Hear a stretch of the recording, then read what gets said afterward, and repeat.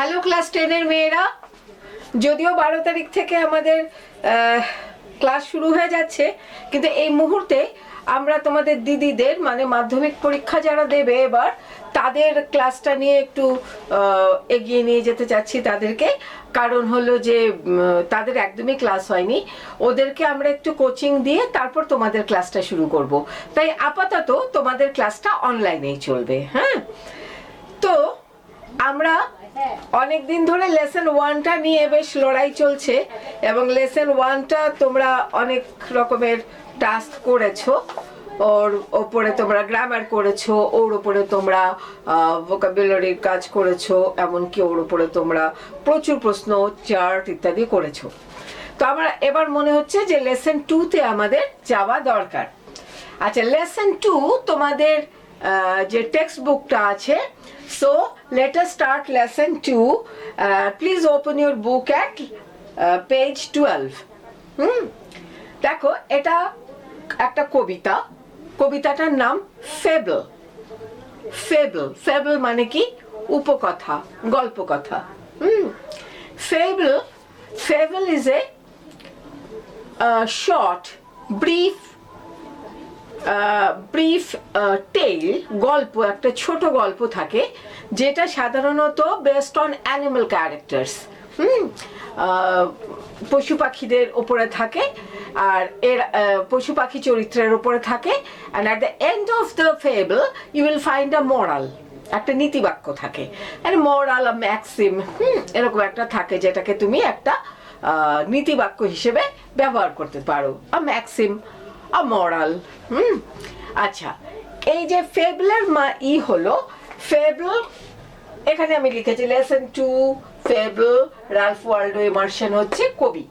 Ralph Waldo Emerson কে ছিলেন? উনি একজন আমেরিকান রাইটার ছিলেন, north American, United states of আমেরিকার একজন খুব বিখ্যাত রাইটার ছিলেন। 1803 সালে জন্মগ্রহণ করেন এবং 1882 সালে মারা যান। তিনি নানা রকমের লিখতেন, কবিতা লিখতেন, লেকচার্স, এসেজ। বিশেষ করে ইমারসনের এসে খুব নাম করা, খুব নাম। As an essays Emerson is very much famous as an essayist. আর তার famous poems include Concord Hymn and Brahma. হ্যাঁ, এগুলো তার খুব বিখ্যাত কবিতা। আচ্ছা, এই যে ফেবল যে কবিতাটা আজকে আমরা পড়বো, এই ফেবল কবিতাটাতে আমরা পাচ্ছি যে every being, whether small or big, has its own place in this world, and every one of them is indispensable for the well-being of the world. সে খুব ছোট জিনিসই হোক বা বড় জিনিসই হোক, সেটার প্রত্যেকটারই এই পৃথিবীতে একটা মূল্য আছে এবং প্রত্যেকটা জিনিসই পৃথিবীর টিকে থাকার পেছনে কাজ দিচ্ছে। This is a very big lesson to us. If you look at it from the environmental point of view, প্রত্যেকটা ছোট ছোট জিনিসেরই কিন্তু একটা প্রয়োজন আছে, তাই না? প্রত্যেকেই খাদ্য শৃঙ্খলের একটা ইসেতে পড়ে, তারপর প্রত্যেকেই এই পরিবেশের ওপর একটাই কি বলে, পরিবেশের ওপর একটা এফেক্ট ফেলে। একটা জিনিসকে তুমি মাঝখান থেকে সরিয়ে নাও, তাহলে গোটা শৃঙ্খলটা, গোটা সিঁড়িটাই গড়বড়ে হয়ে যাবে এবং দ্য এনভায়রনমেন্ট বিপর্যয় হয়ে যাবে। এই যে দেখো, কিছু কালকেই তো এই দেরাদুনের ওপরে চামোলি, উত্তরাখণ্ডের চামোলিতে কি ভয়ঙ্কর ব্যাপার হলো। ওই তোমার হিমবাহ বার্স্ট করে কি প্রচণ্ডভাবে বরফের স্রোত নেমে এলো এবং সেটা পরে গলে জলে পরিণত হয়ে বিরাট একটা বাঁধকে ভাসিয়ে নিয়ে চলে গেল। একটা devastation, it was a devastation over there. Hi Kishore, একটা এটা ডিভাস্টেশন ওভার দেয়ার। তো এই যে সমস্তগুলি, এই সমস্ত কিছুই কিন্তু পরিবেশের এই যে খুঁটিনাটি জিনিসগুলো, এগুলোর পেছনে কিন্তু কোথাও থাকে মানুষের অবিমৃষ্যকারিতা, কোথাও মানে thoughtless cutting of trees, thoughtless making of building of dams and big buildings in mountainous regions. এগুলো সব এই ধরনের একটা বিপত্তিকে ডেকে আনে না? তো এভরিথিং বিগ অর স্মল, সব কিছুরই আমাদের পৃথিবীর জন্য দরকার আছে এবং কোনোটা কোনোটাকেই কিন্তু we shouldn't neglect any of it. তুমি শুধু হাতিকেই ভালোবাসবে, পিঁপড়েকে দেখবে না, সেটা হবে না। আবার তুমি শুধু পিঁপড়েকেই দেখবে, হাতিকে দেখবে না, সেটাও কিন্তু হবে না। আমার কুকুরটা ভীষণ পাজি, আমি কাঁপিয়ে দিল আবার ক্যামেরাটা।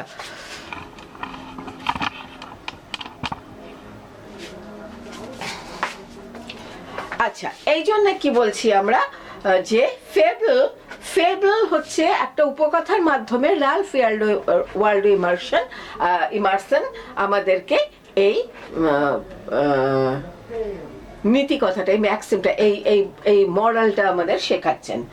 আচ্ছা, ফেবলের সব থেকে বড় জিনিস মনে রাখবে, এটা হচ্ছে যে একটা পশু পাখি ইত্যাদির ওপরে একটা ইয়ে করা, মানে একটাকে মানুষের একটা দেওয়া, এটাকে বলে অ্যানথ্রোপোমরফিক। অ্যানথ্রোপোমরফিক মানে কি, একটা পশু পাখিকে মনুষ্যায়ন করে নেওয়া, হ্যাঁ, মানুষ বানিয়ে নেওয়া। অ্যানথ্রোপোমরফাইজেশন বলে যেটাকে, অ্যানথ্রোপোমরফাইজড।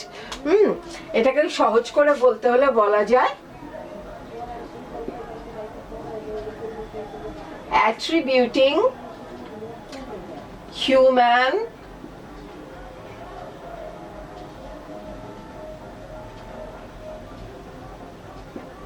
characteristics, attributing human characteristics, মানুষের মতো করে কথাবার্তা বলে। কারা বলে? ওই ইসেরা, পশু পাখিরা, এরা এগুলো হয়ে থাকে। আচ্ছা, তা আমরা এবার কবিতাটা পড়ি। The mountain and the squirrel had a quarrel, and the former called the latter little prig. Bun replied, "You are doubtless very big, but all sorts of things and weather must be taken in together to make up a year and a sphere. And I think it no disgrace to occupy my place. If I am not so large as you, you are not so small as I, and not half so spry. I will not deny you make a very pretty squirrel track. Talents differ, all is well and wisely put. If I cannot carry forests on my back, neither can you crack a nut." কি সুন্দর কথা দেখো। The mountain and the squirrel had a quarrel. Mountain, পাহাড়, squirrel, কাঠবেড়ালি।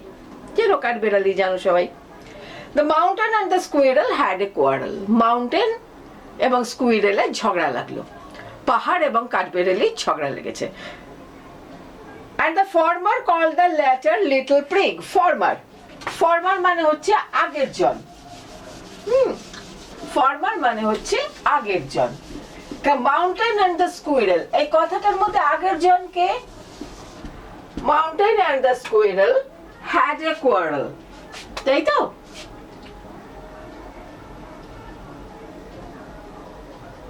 Mountain and the squirrel, এর মধ্যে ঝগড়া লাগলো। And the former মানে হচ্ছে প্রথম, আগের জন, আর later মানে হচ্ছে পরের জন। তা আগের জন কে? Mountain, আর later হচ্ছে the squirrel. The former called the latter, মানে কে কাকে কি বললো? The former called the latter little prig. Oh sorry, এই latter মানে হচ্ছে দেরিতে, আমি ভুল লিখেছি। আর এটা latter মানে হচ্ছে পরবর্তী জন। তো former called the latter little prig. Little prig মানে কি? ছোট্ট সব জানতা, সব কিছু জানে। তো কে কাকে লিটল প্রিগ বললো? দ্য ফরমার, অর্থাৎ মাউন্টেন। কাকে লিটল প্রিগ বললো? স্কুইরেলকে। তাহলে মাউন্টেন স্কুইরেলকে কি বললো? লিটল প্রিগ বললো। আচ্ছা, বান রিপ্লাইড, বান জবাব দিল। বান মানে ওই গোলগাল একটা আদুরে, ওই ছোট পশু। বান মানে হচ্ছে এখানে স্কুইরেলকে বোঝানো হচ্ছে। The Bun replied, "You are doubtless very big." Bun বলতে এখানে স্কুইরেলকে বোঝানো হচ্ছে। তো স্কুইরেল জবাব দিচ্ছে, নিঃসন্দেহে তুমি বিশাল। You are doubtless very big. নিঃসন্দেহে, ডাউটলেস, তুমি বিশাল। একটা পাহাড় তো সে বিশাল হবেই, তাই না? You are doubtless very big. But all sorts of things and weather must be taken in together to make up a year and a sphere. All sorts of things and weather মানে কি? weather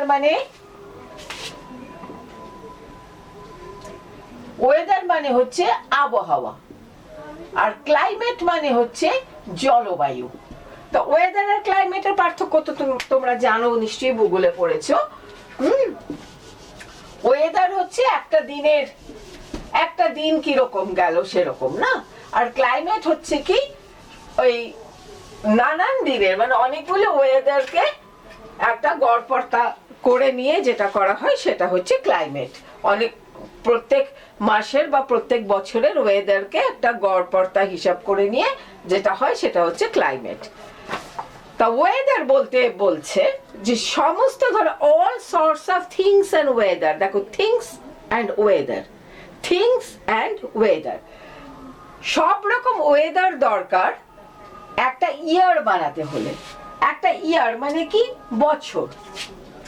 একটা ইয়ারে কি থাকে? নানান ধরনের weather থাকে। কিরকম? কখনো সামার থাকে,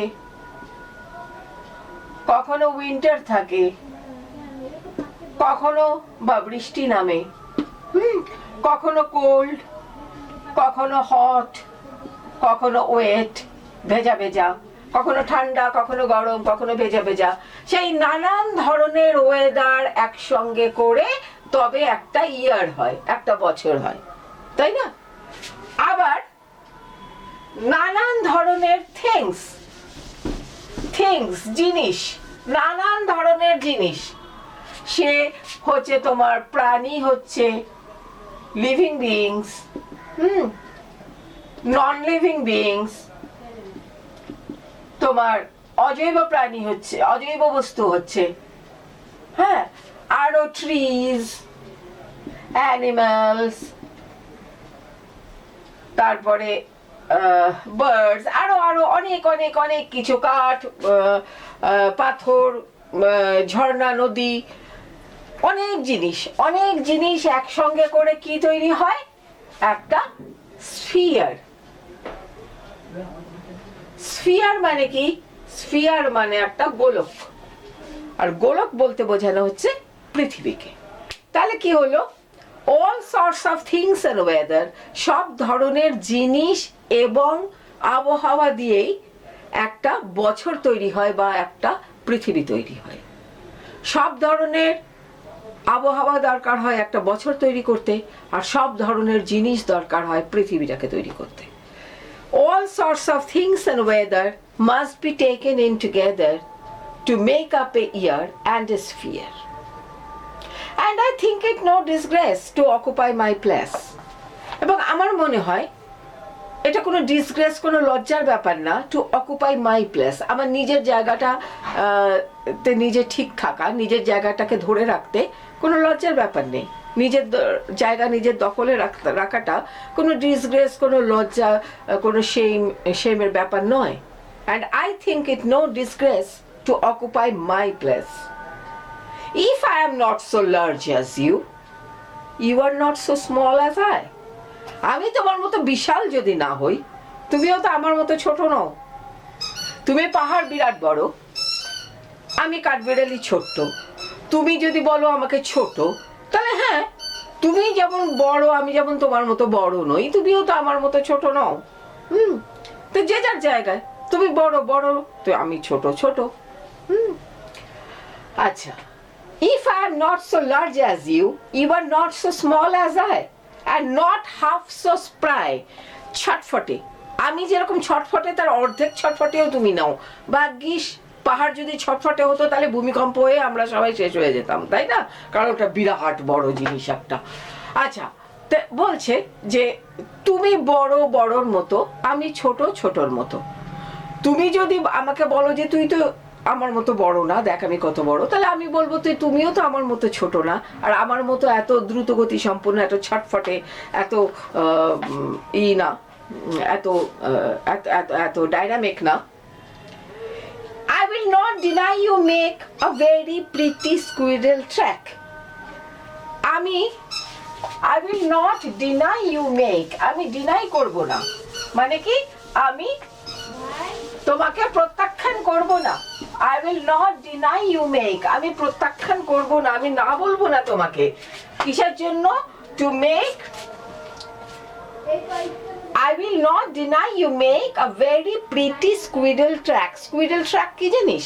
Squirrel track হলো ওই যেই পথ দিয়ে কাঠবেড়ালি যাতায়াত করে সেটা একটা দাগের মতো তৈরি হয়ে যায়। যেমন দেখবি একটা মাঠের মাঝখান দিয়ে লোকজন চলাচল করলে একটা সরু পায়ে চলা রাস্তার মতো হয়ে যায় ট্র্যাক, সেরকম কিন্তু এটাও তাই। হ্যাঁ, তো ধর এটা পাহাড়। হ্যাঁ, আমি ভালো আঁকতে পারি না, হাসিস না কিন্তু আমার আঁকা দেখে। হ্যাঁ, ধর এটা পাহাড়, আর স্কুইরেলটা ধর রোজ দিন এই পাহাড় থেকে নেমে এই পাহাড়ে ওঠে। হ্যাঁ, তাহলে কি হবে? স্কুইরেলের চলাচল করতে করতে কি হবে? এখানে একটা রাস্তা তৈরি হয়ে যাবে। তাহলে এটা হয়ে গেল স্কুইরেল ট্র্যাক। তাহলে পাহাড়টাকে মনে হচ্ছে গলায় যেন একটা মালা পড়ে আছে, তাই না?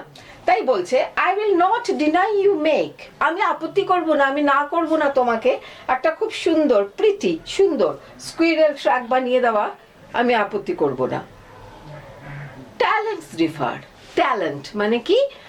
ট্যালেন্ট মানে হচ্ছে ক্ষমতা, একটা মেধা।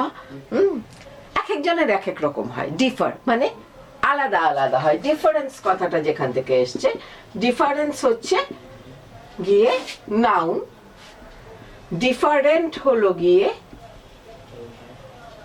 অ্যাডজেক্টিভ, এটা নাউন, এটা অ্যাডজেক্টিভ। ডিফার হচ্ছে ভার্ব, আর ডিফারেন্টলি হচ্ছে অ্যাডভার্ব।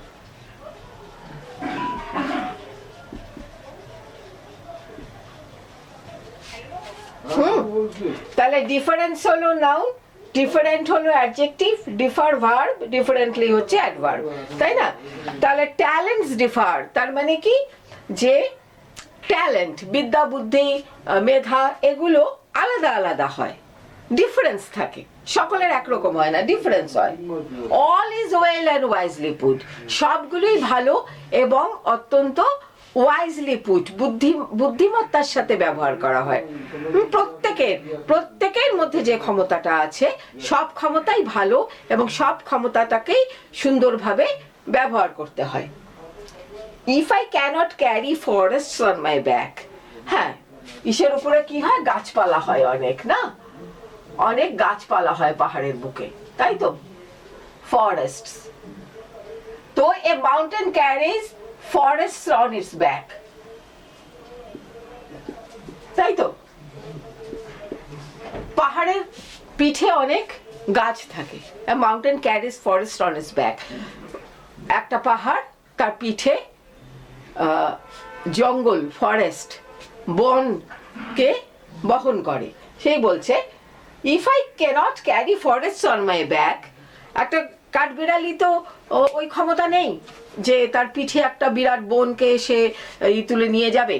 হ্যাঁ, যেমন আমাদের হিমালয়ে তুই এতে কি জায়গাটা যে সবাই বেড়াতে যায়, লাভা থেকে ওইদিকে যায় নেওড়া ভ্যালি, কি বিশাল বিশাল জঙ্গল পাহাড়ের পিঠের ওপর, তাই না? তো এখন পাহাড়, যে তুমি তোমার পিঠে পর্বত বহন করো, আমি স্কুইরেল, আমি কাঠবিড়ালি, আমি ছোট, তা আমি যদি পিঠে পাহাড় বহন করতে না পারি, neither can you crack a nut, তুমি তো আবার বাদাম ভাঙতে পারো না। কাঠবিড়ালি তো কুটকুট করে বাদাম ভেঙে ভেঙে খায়, দেখেছি? সে দুই হাতে ধরে কুটকুট করে বাদাম ভেঙে ভেঙে খায়। পাহাড় পারবে বাদাম ভেঙে খেতে? পারবে না তো, তাই না? তাই বলছে if I cannot carry forests on my back, neither can you crack a nut, আমি যদি পিঠে বন বহন করতে না পারি, তুমিও সেরকম বাদাম ভেঙে খেতে পারো না। তা আরেকবার রিডিং পড়া যাক। The mountain and the squirrel had a quarrel, and the former called the latter little prick. Bun replied, you are doubtless very big, but all sorts of things and weather must be taken in together to make up a year and a sphere.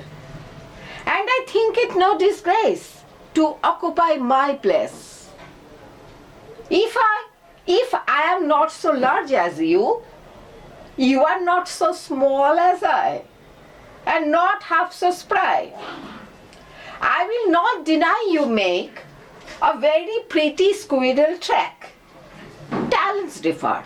All is well and wisely put.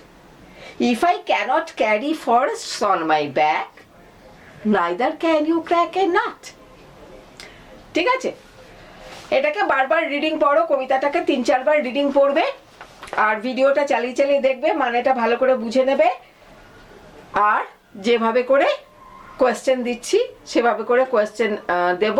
অনেকেই ভালো লাগছে দেখে যে অনেকেই task দেখাচ্ছ, ভালো কথা। আর 1-1.5 মাস বা 1 মাস হয়তো আমরা মাধ্যমিক পরীক্ষার্থীদের পড়াবো স্কুলে, তারপরে তোমাদের আসতে হবে। সুতরাং পড়াগুলো সাথে কিন্তু জড়িত থেকো, কারণ আমার হাতের মধ্যে এসে যাবে কিন্তু কোন ধরে তোদের আসার পথ চেয়ে বসে আছি। বাই।